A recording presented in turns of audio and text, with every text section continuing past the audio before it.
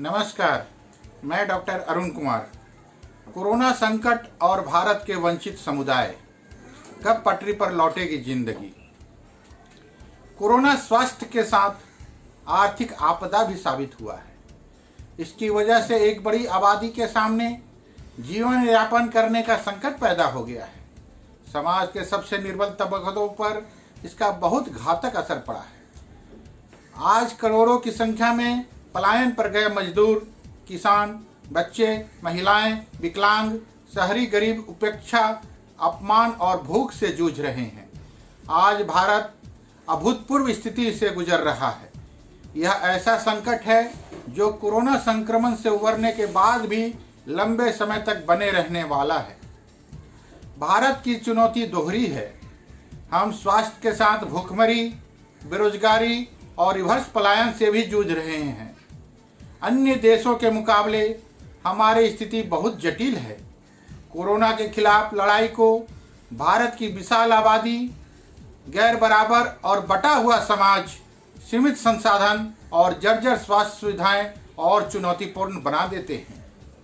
संयुक्त राष्ट्र संघ द्वारा चेतावनी दी गई है कि कोरोना संक्रमण से पहले दुनिया भर में करीब 13 करोड़ लोग भूखमरी का सामना कर रहे थे, जिसमें अब 26 करोड़ हो जाने की संभावना है। भूख और कुपोषण के मामले में भारत की स्थिति को पहले से ही बहुत खराब थी। इधर लॉकडाउन में तो हालत और खराब हो गए हैं। घरों से बाहर निकलने और इस वजह से काम करने वाली पाबंदी ने उन करोड़ों गरीब परिवार को दाने दाने का मोहताज कर दिया है। देश की अधिकतर आबादी पहले ही खाद्य सुरक्षा, कुपोषण और स्वास्थ्य की गंभीर चुनौतियों से जूझ रही है और उनकी रोग प्रतिरोधक बहुत कमजोर है। ऊपर से हमारी स्वास्थ्य सेवाएं भी बदहाल है। ऐसे में अगर कोरोना का और फैलाव व्यापक, खासकर ग्रामीण और कस्बों के स्तर पर होता है तो स्थिति बहुत ही भयावह हो सकती है। इस समय भारत के मजदूर, किसान और मेहनतकश अकल्पनीय पीड़ा और संकट के दौर से गुजर रहे हैं। वे अपने ही देश में विस्थापित और शरणार्थी बना दिए गए हैं। उन्हें प्रवासी मजदूर कहा जा रहा है, जबकि वे गांवों से शहरों की तरफ पलायन पर गए मजदूर हैं, जिन्हें हमारी सरकारें उनके गांव और कस्बों में रोजगार देने में नाकाम रही है। सन 2011 की जनगणना के मुताबिक भारत में करीब 45 करोड़ से अधिक आबादी रोजगार की तलाश में शहरों की तरफ पलायन पर थी, जो कि देश की कुल आबादी का 37% है। पिछले 10 सालों के दौरान इस आंकड़े में करोड़ों की वृद्धि होने की संभावना है। सबसे अधिक पलायन से प्रभावित राज्यों में उत्तर प्रदेश, बिहार, मध्य प्रदेश, राजस्थान, झारखंड और छत्तीसगढ़ जैसे बीमारू प्रदेश शामिल हैं। शहरों की तरफ पलायन पर गए मजदूरों में अधिकतर असंगठित के दिहाड़ीदार मजदूर और स्वपोषित श्रमिकों के तौर पे काम करते हैं। इन्हें किसी भी तरह का कोई सामाजिक सुरक्षा नहीं मिलती है और वे शहरों में बहुत ही खराब परिस्थितियों में रहने को मजबूर होते हैं। अब कोरोना संकट के बाद इस बड़ी आबादी की स्थिति बद से बदतर होती जा रही है। पिछले दिनों अंतर्राष्ट्रीय श्रम संगठन जारी एक रिपोर्ट में बताया गया है कि कोरोना असंगठित क्षेत्र में काम करने वाले करोड़ों लोगों को और गरीबी में धकेल देगा। अपने देश में हम इस असर को महसूस भी कर रहे हैं। Centre for monitoring Indian economy के सिर्फ अप्रैल महीने में बेरोजगारी की दर 14.8% का इजाफा हुआ है और करीब 12 करोड़ से ज़्यादा लोगों को नौकरी गंवानी पड़ी है, जिसमें अधिकतर दिहाड़ी मजदूर, स्वपोषित श्रमिक और छोटे कारोबारी प्रभावित हुए हैं।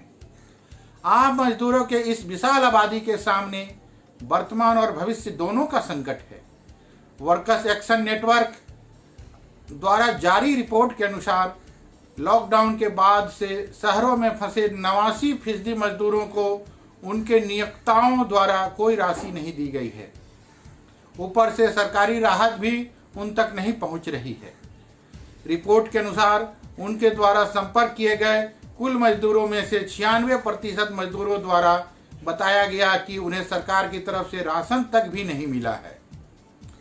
शहरों में इस कदर उपेक्षा के बाद मजदूरों के चलते लाखों मजदूरों के पास बस यही विकल्प बचा है कि वे सैकड़ों हजारों किलोमीटर अपने अपने गांव तक पहुंचने के लिए पैदल ही निकल पड़े, और बड़ी संख्या में मजदूरों ने यही किया भी, जिसके चलते हम भारत में श्रमिकों के सबसे बड़े रिवर्स विस्थापन के गवाह बने, जो कि बहुत दर्दनाक और अमानवीय है।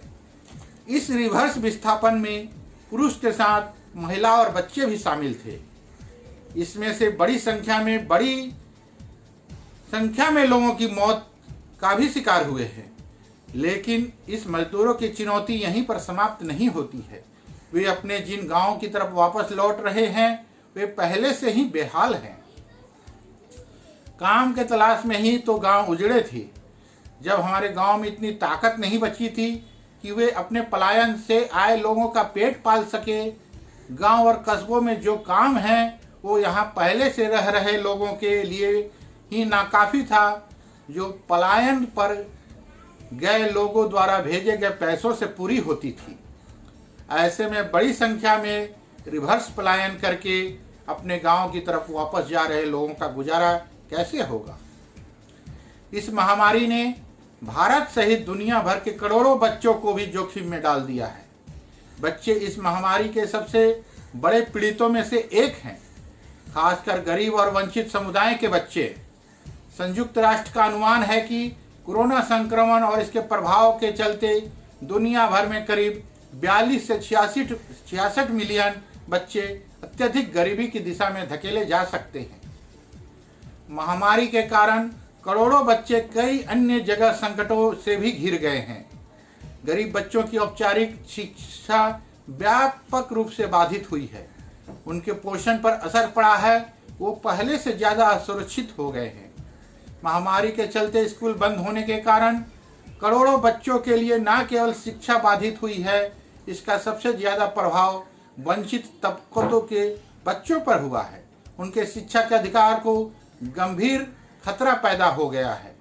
अगर स्कूल ज़्यादा लंबे तक बंद रहते हैं तो यह बड़ी संख्या में बच्चों को स्कूलों से बाहर निकालकर बाल श्रम की तरफ धकेल सकता है।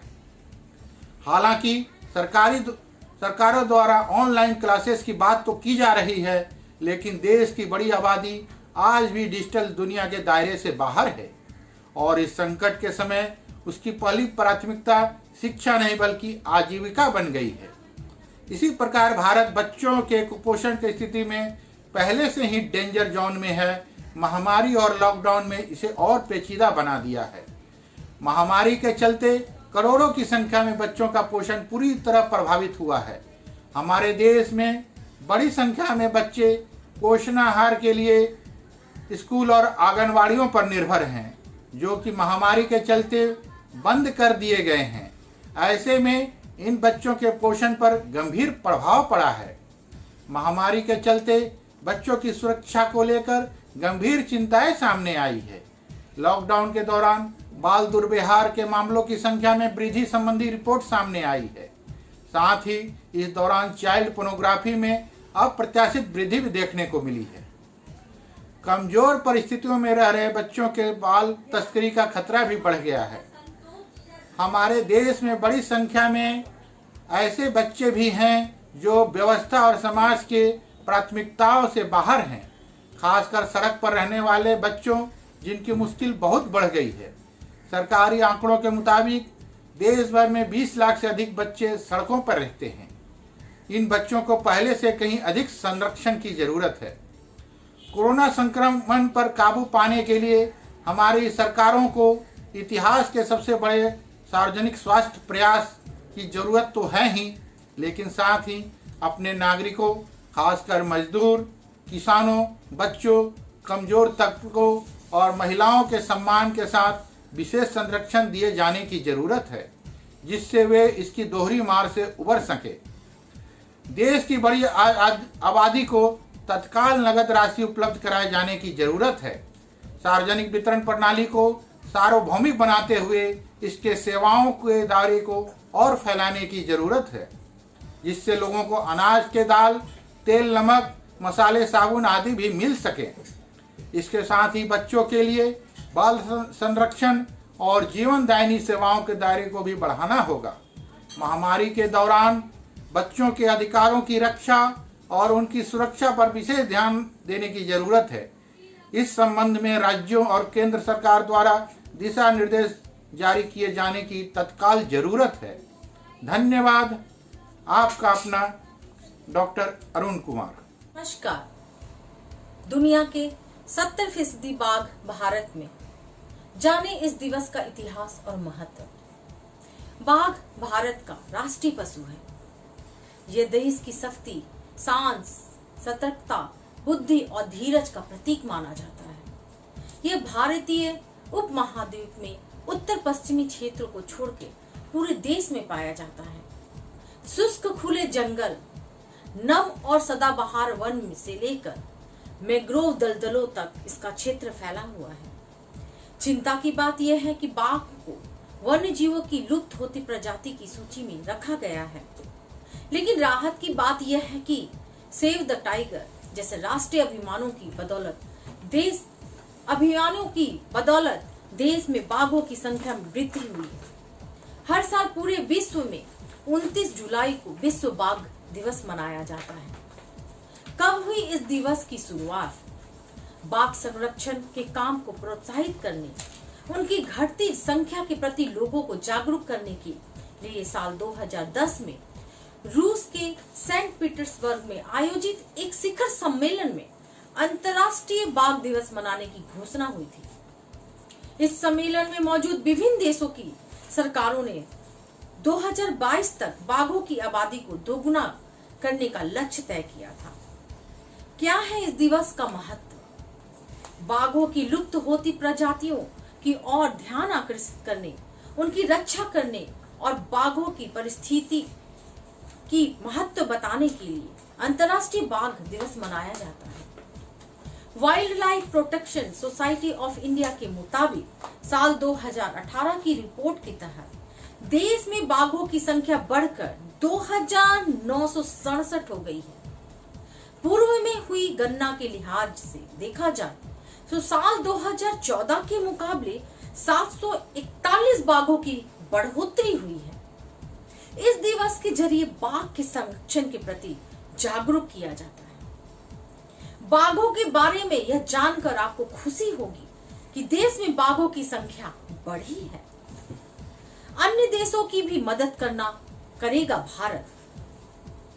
बाघों के संरक्षण को लेकर भारत अब दुनिया के दूसरे देशों की मदद करेगा। राष्ट्रीय बाघ संरक्षण प्राधिकरण NTCA ने दुनिया भर में 13 ऐसे देशों की पहचान की है जहां मौजूदा समय में बाघ पाए जाते हैं, लेकिन संरक्षण के अभाव में इनकी संख्या कम है। ऐसे में भारत इन देशों को बाघों के संरक्षण के लिए बेहतर तकनीक और योजना मुहैया कराएगा। मैं ललिता कुमारी, धन्यवाद।